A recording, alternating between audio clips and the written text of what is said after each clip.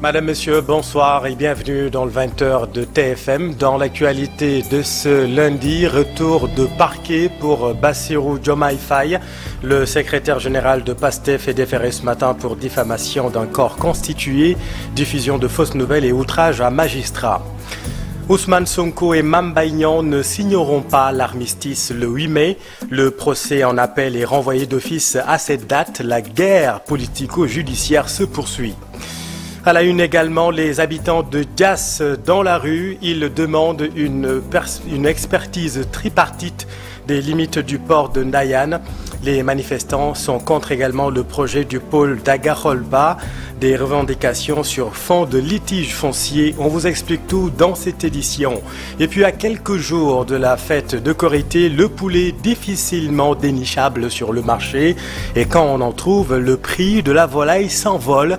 Des coquelets sont vendus à 3000 francs CFA. Reportage à suivre.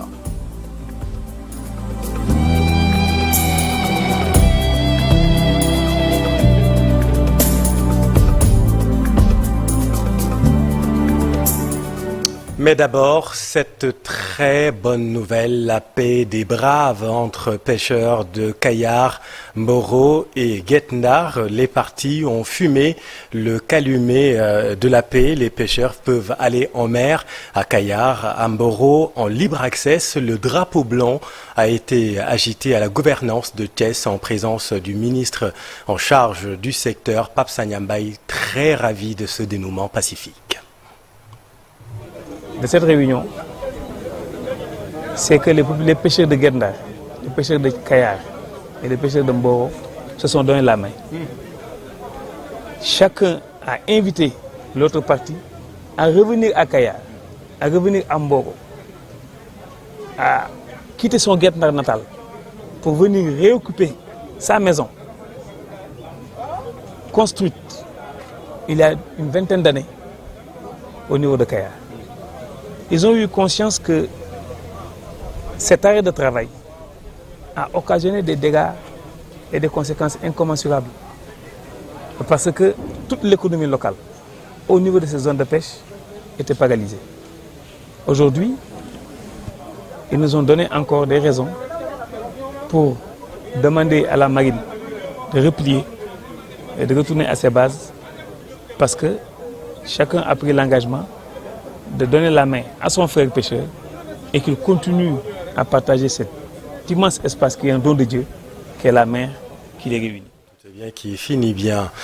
L'actualité judiciaire à présent, Bassirou Diomaye Faye reste entre les mains de la justice. Le secrétaire général de PASTEF a fait l'objet d'un retour de parquet. L'opposant arrêté vendredi a été déféré ce matin pour diffamation d'un corps constitué, diffusion de fausses nouvelles et outrage à magistrat.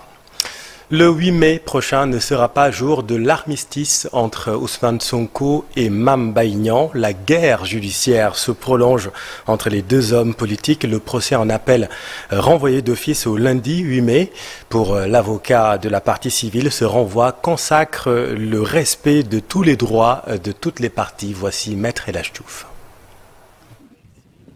La chambre correctionnelle de la Cour d'appel de Dakar vient de renvoyer l'affaire ministère public contre Ousmane Sonko au 8 mai 2023. Le ministère public et la partie civile, le ministre Mame Mbaye Niang, ayant interjeté appel,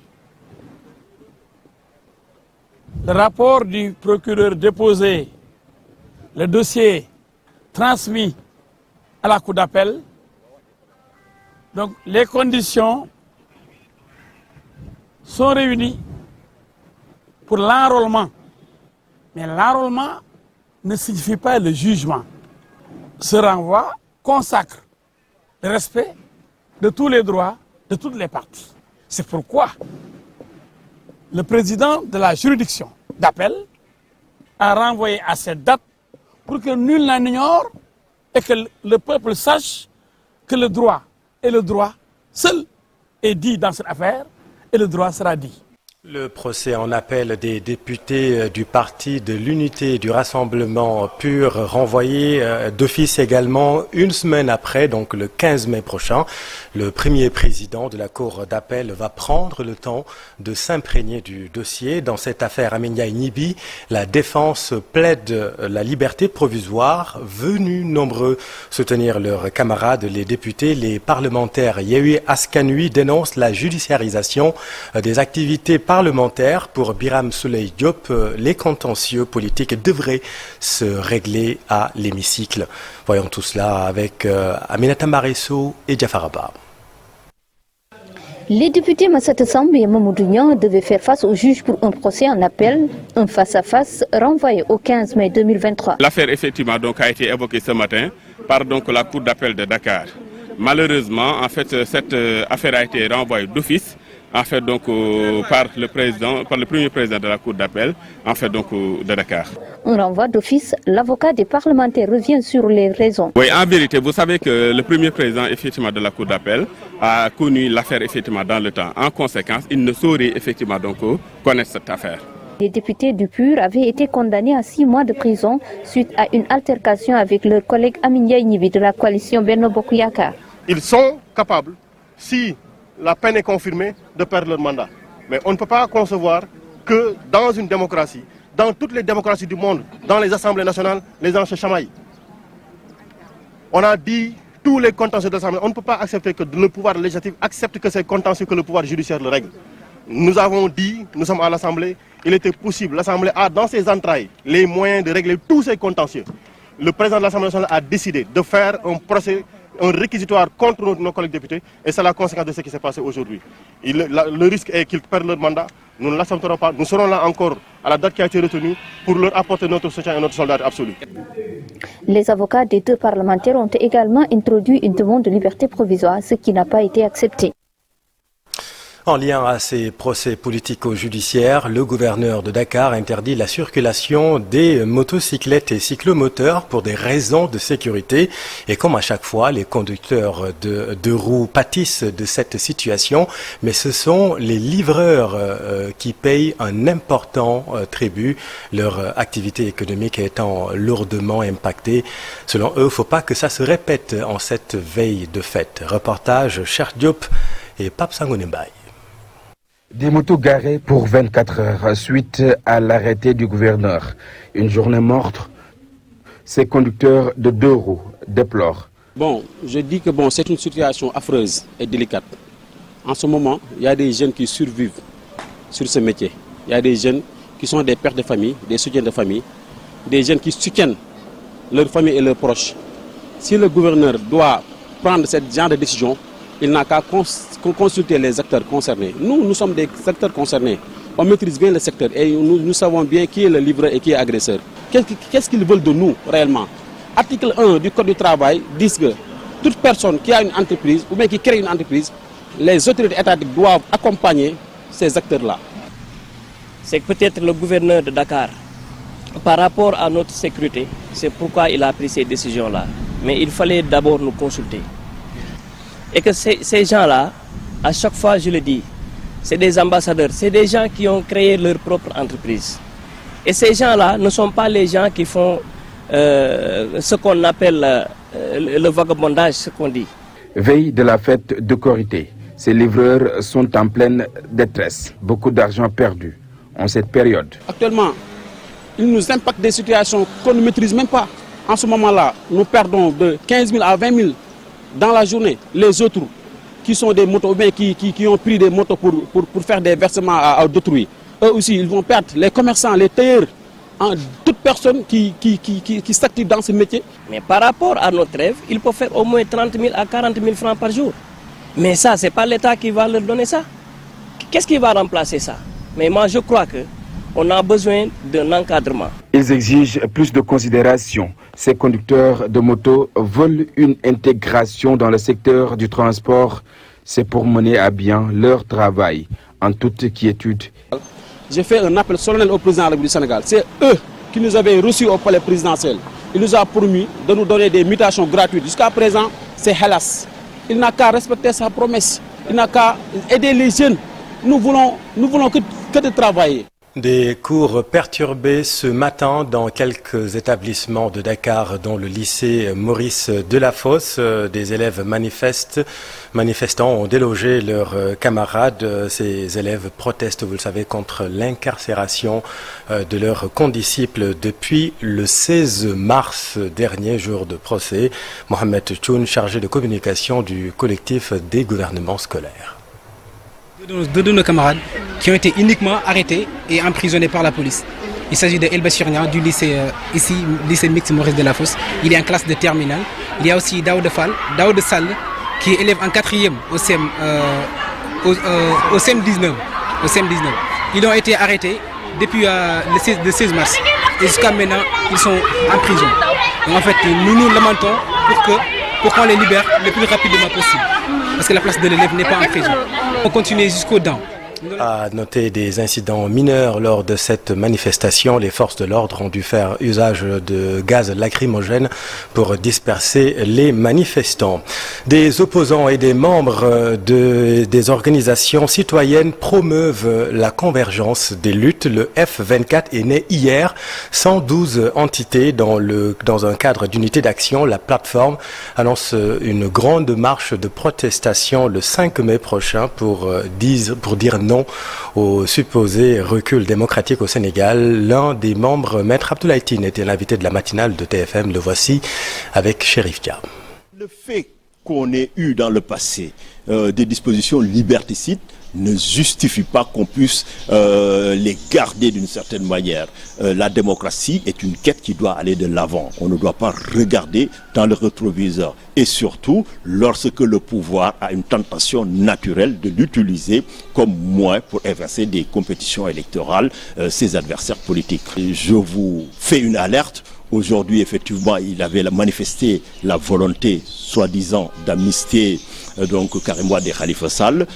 J'en doute d'ailleurs sérieusement. Mais quoi qu'il en soit, aujourd'hui, dans 15 jours, sa révision exceptionnelle des listes électorales va être clôturée et ces personnes-là ne peuvent pas, au moment où nous parlons, s'inscrire, ce qui veut dire qu'une loi d'amnistie ne pourra pas les remettre dans les listes électorales. Ce qui veut dire que même s'ils sont amnistiés, ils ne pourront pas prendre part à l'élection de 2024, ce qui est inadmissible. Une peine ne doit pas vous empêcher, en tout cas, de vivre. Il ne doit pas vous empêcher de continuer à exister. Il doit être limité dans le temps. À l'époque, nous avions saisi le Conseil constitutionnel pour rappeler aux juges constitutionnels qu'ils ont le devoir d'arrêter Macky Sall. Parce que la disposition qu'il est en train de reprendre in texto des textes français a été retoquée et abolie, et même encore à l'époque la Cour européenne des droits de l'homme avait jugé effectivement que ça violait toutes les conventions internationales. Dans l'actualité également, une altercation a viré au drame la nuit dernière, altercation entre deux adolescents à Yarar. L'un des jeunes garçons a été poignardé au cou. La victime était un jeune pêcheur du village. Son agresseur, arrêté par les gendarmes. L'enquête, elle, ne fait que commencer. L'autre grand titre de cette édition, marche de protestation des habitants de Diass. Les revendications d'ordre foncier vont de la demande d'une expertise des limites du port de Ndayane au rejet du projet du pôle de Daga-Kholpa. Explication Ndaïmati Dieng, Mamadou Gueye. Nous demandons une audience avec le président de la République. Pour plusieurs raisons, disent-ils, mais la plus urgente pour cette population de Diass est la conséquence du pôle Daga-Kholpa et du port de Ndayane. Ce projet de pôle Daga-Kholpa est une menace pour toute notre communauté, pour ses valeurs culturelles, identitaires, l'importance des eaux, des ruissellements dans la zone entraînant forcément des risques d'inondation dans les villages traditionnels dans la commune de Diass. Nous demandons une expertise tripartite des limites excessives du port. Cette foule très en colère, avec des brassards rouges et des pancartes dans les rues de Diass, a aussi souligné le morcellement de leurs terres sans aucune retombée pour la commune. Nous nous opposons au recensement abusif qui n'ont enregistré que des sangs inconnus. Nous demandons une restitution immédiate de ces terrains aux ayants droit. Suite au communiqué du préfet à la date du 21 décembre 2022, sur les conciliations, les impactés se sont rendus à la préfecture de Mbour. À notre grande surprise, on nous a proposé comme indemnisation des terrains de 225 mètres à 200 000 francs CFA, ce qui est... Constatant toutes ces difficultés et après avoir interpellé plusieurs fois les autorités locales sans succès, ces habitants de Diass se radicalisent. Ce port étant un projet d'envergure, nous demandons dans le bref délai la prise en charge des jeunes de la commune de Diass dans les formations relatives aux métiers portuaires. La manifestation s'est terminée avec cette alerte à l'endroit du chef de l'État. La présidentielle de 2024 leur fera dire leur dernier mot. Vous avez été avertis aux élections législatives. Vous avez été bâtis avec une escorte très large, mais le pire risque de se répéter aux séances à venir. Merci Ndaimati. Des coquelets vendus 3 000 francs CFA à quelques petits jours de la fête de Korité. Le poulet est difficilement dénichable dans le marché et quand on en trouve, le prix de la volaille s'envole. Reportage au marché Tilène, Fatima Touré et Jafar Abba. Sur le site d'abattage de poulet au marché Tilène, les commerçants sont à pied d'œuvre pour assurer l'approvisionnement du marché à quelques jours de la fête de Korité. Pour cette édition, il révèle un léger déficit de poulet par rapport à l'année précédente, mais aussi une hausse des prix. Cette année, nous avons du mal à nous approvisionner. Il y a un réel déficit. En plus, nous achetons très cher pour revendre. C'est la raison pour laquelle les prix ont connu une hausse. Un poulet qui coûtait 2500 passe maintenant à 3500 ou 4000 francs CFA. C'est compliqué pour nous. Cette année, il n'y a pas assez de poulet pour la Korité. Les prix varient entre 3000 et 3000 francs CFA pour les poulets de chair. Les poulets du pays coûtent plus cher. Il faut débourser 4 000 francs ou 4 500. Raison évoquée pour justifier cette hausse, le coût de l'alimentation qui est presque passé du simple au double. À cela s'ajoute la grippe aviaire qui a impacté la production. La hausse des prix est surtout due à l'augmentation du sac d'aliments. Il y a quelques années, le sac coûtait 14 000 francs, mais maintenant il coûte 20 000 francs CFA. Beaucoup d'éleveurs ont fermé même leur poulailler parce qu'ils n'arrivent plus à s'en sortir. Je pense que c'est à cause de la grippe aviaire qu'il y a ce manque. La production est fortement impactée par cette maladie. Même si la situation semble compliquée pour le moment, les commerçants espèrent que d'ici à la fête de la Korité, le poulet sera disponible en abondance au grand bonheur des clients. Merci Fatima. Troisième édition Iftar Massalik 2023, les moments de communion spirituelle sous la houlette du Khalife général des Mourides. Les diplomates des pays musulmans accrédités à Dakar ont partagé le repas de la rupture du jeûne à la grande mosquée Massalikul Jinan. C'était en présence du Premier ministre et du porte-parole du Khalife Serigne Bass Abdou Khadre. Compte rendu Pape Faraning Alioune Diagne. Accompagner les fidèles dans ce mois béni et apporter le message du Khalife général des Mourides aux ambassadeurs des pays frères musulmans. Le porte-parole a coupé le jeûne avec eux à la grande mosquée de Massalikul Jinan.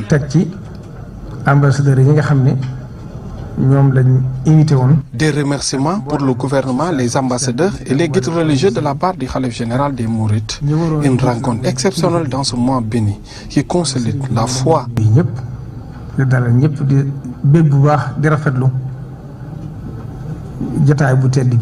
Venu représenter le chef de l'État, le Premier ministre a sollicité des prières pour la paix dans le pays. Et de vous réaffirmer l'ouverture du Sénégal, la disponibilité du président de la République à œuvrer pour que le Sénégal soit un pays de paix, un pays de concorde, un pays où il fait bon vivre, un pays où il y a la quiétude, on peut se déplacer, mener ses activités, gagner sa vie sans problème. C'est ça l'œuvre, c'est ce que veut faire le président de la République et le gouvernement s'est associé à cette œuvre-là sous sa dictée pour mener à bien cette tâche. El Hadji Mbacké Faye magnifie cette rencontre entre les ambassadeurs et les dignitaires mourides pour le salut de l'islam. ñuy ay dëkk yoo xam ni dañoo amanteeg ñun jàmm. Ces pays sont des frères et nous partageons avec eux la religion musulmane, sans oublier aussi les autres familles représentées. Une bonne chose pour la cohésion de la Oumma islamique, ces arts de rencontre.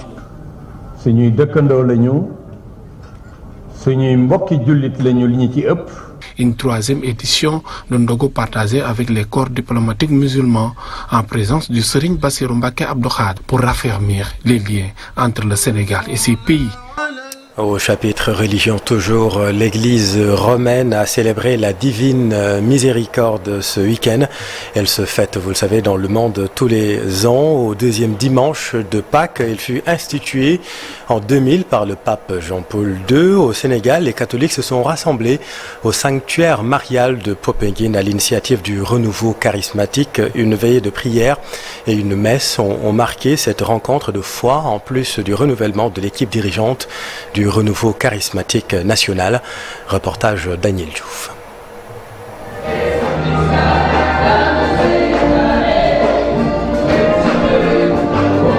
La fête de la Divine Miséricorde a été instituée en 1985, tout d'abord pour le diocèse de Cracovie en Pologne par l'évêque de la ville. 10 ans plus tard, en 1995, le pape Jean-Paul II l'étend à toute la Pologne. Le 20 avril 2000, la fête est élargie à toute l'Église. Sœur Faustine Kowalska, religieuse polonaise, c'est par son canal que Jésus est passé à travers plusieurs apparitions pour nous révéler les grâces contenues dans la Divine Miséricorde. En ce jour, les entrailles de ma miséricorde sont ouvertes et je déverse tout ton océan de grâce sur les âmes qui s'approcheront de la source de ma miséricorde. Et toute âme qui se confessera et communiera ce jour recevra le pardon complet de ses fautes et la remise de leur punition. La miséricorde, nous pouvons tous l'expérimenter les uns pour les autres. Nous sommes des hommes capables de paix. Notre monde ne sera en paix que si l'humanité accepte de revenir à la miséricorde de Dieu. Un message de Sœur Faustine qui sied à notre pays, plongé dans une atmosphère de vives tensions sociopolitiques. Et notre Sénégal n'échappe pas à cette règle. Ou la miséricorde, le pardon, l'amour, la fraternité, la paix, ou c'est la catastrophe pour tout le monde. Qu'allons-nous choisir? Notre pays est pourtant une terre de foi. Chrétiens et musulmans aspirent à cette miséricorde divine exprimée en langues différentes, mais au contenu similaire. Et ce qui me frappe, c'est qu'au Sénégal, à 100%, nous croyons en Dieu miséricordieux. Dans le christianisme, le mot miséricorde revient 293 fois, plus la centaine de citations qui fait allusion à la miséricorde de Dieu. Et dans l'islam, il y a 313 occurrences de la miséricorde de Dieu. Rahman Rahim. Toutes les sourates, excepté la sourate 9, parlent de la miséricorde de Dieu. En hébreu, le mot miséricorde, c'est des rahamim, qui signifie les entrailles. Mais en fait, c'est comme on pourrait dire, le nom de Dieu est quoi? Dieu est miséricorde. La fête de la miséricorde divine est organisée par le renouveau charismatique le deuxième dimanche de Pâques à Popenguine. Le bureau national a été renouvelé à cette occasion. C'est François Faye sur ces images, berger diocésain de Dakar, qui a été élu berger national pour conduire le troupeau que Dieu lui confie.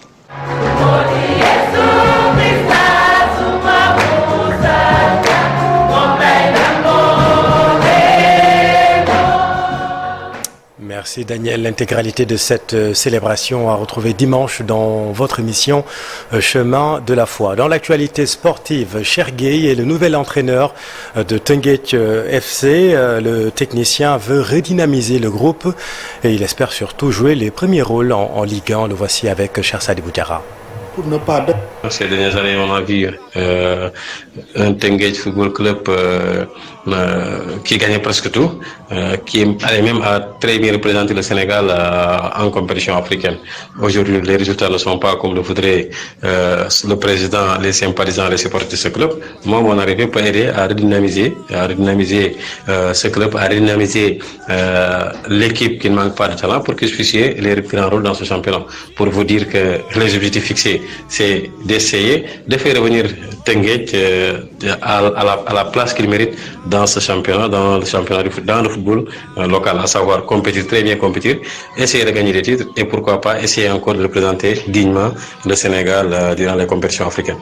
18e journée de la Ligue 1, AS Douanes et Guédiawaye FC, Guédiawaye Football Club se neutralisent sur un score nul et vierge, un partage des points qui ne dérange pas les deux équipes qui luttent pour le maintien. Compte rendu de la rencontre, cher Sadi Boudiara. Entre l'AS Douanes qui lutte pour ne pas descendre et Guédiawaye Football Club qui vise le titre, cette rencontre de la 18e journée de Ligue 1 ne manquait pas d'enjeu.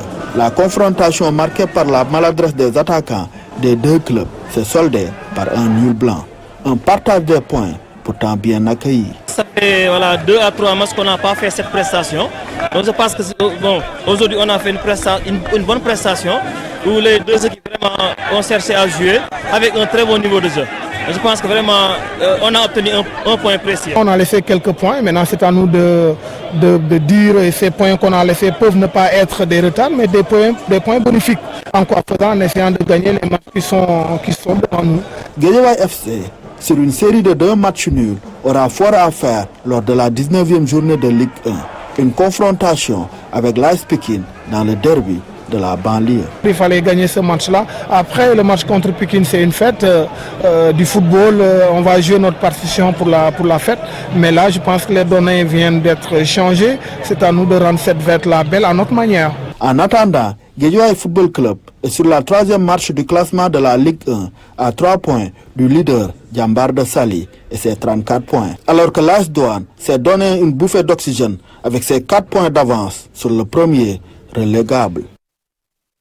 Football toujours, les 11 finalistes du prix Marc-Vivien Fouet décerné par Radio France Internationale pour récompenser le meilleur footballeur africain de la Ligue 1 française sont connus. L'attaquant sénégalais Habib Diallo est le seul lion qui figure sur cette liste où on peut retrouver le Congolais Chancel Memba, le Malien Seko Fofana et le Nigérian Tere Mofi. Entre autres, le vainqueur, vous le savez, sera connu le 30 mai prochain. On croise les doigts pour Habib. Et puis un mot de lutte, 23e édition du drapeau du chef de l'État. Saint-Louis sera à l'honneur cette année. 220 lutteurs sont attendus dans la vieille ville du 12 au 14 mai prochain. Le point sur les préparatifs avec le comité régional de lutte. C'est un sujet réalisé par Ousseynou Diop et Habib Sek. Après Diourbel en 2022, Saint-Louis va accueillir la 23e édition du drapeau du chef de l'État. Le comité régional de lutte dirigé par Mokhembeng a rencontré la presse locale pour échanger avec elle sur l'organisation de l'événement. Il faut également noter, c'est que nous attendons plus de 220 participants. Nous voulons vraiment que ces participants puissent au moins en retour se souvenir de cette 23e édition. L'innovation majeure de cette année, c'est l'intégration de la petite catégorie. Chaque région, en plus de sa délégation officielle, va sélectionner 3 filles et 3 garçons qui vont participer au tournoi pour préparer les Jeux olympiques de la jeunesse de 2026. Pour nous préparer. Cette innovation consiste à davantage préparer les Jeux olympiques de 2026. Le drapeau du chef de l'État se prépare activement à Saint-Louis. D'ailleurs, pour une bonne organisation, la première date qui a été retenue a été reportée d'1 semaine. Cette année-ci, le drapeau chef. Saint-Louis avait organisé le tournoi en 2008. Pour cette année, le comité régional veut relever le défi et faire plus. Le défi de la participation, vraiment, nous est lancé. Le défi également de l'organisation. Tout le Sénégal se convergera vers Saint-Louis. Ce qui veut dire que donc, les Saint-Louisiens auront la possibilité de faire sortir la culture saint-louisienne, mais de sortir également tout ce qui est identité culturelle de la région de Saint-Louis. La ville de Saint-Louis manque aujourd'hui de lutteurs professionnels très connus. Pour le comité régional de lutte, la 23e édition du drapeau du chef de l'État sera une occasion pour relancer la discipline dans le nord du pays. Merci Ousseynou, c'est la fin de cette édition. Merci infiniment de l'avoir suivi. Les programmes continuent sur TFM. Dans un instant, retrouvez les 5 minutes de Sas Papan et puis Quartier Général un peu plus tard. Restez avec nous, vous êtes au bon endroit. Bonne soirée.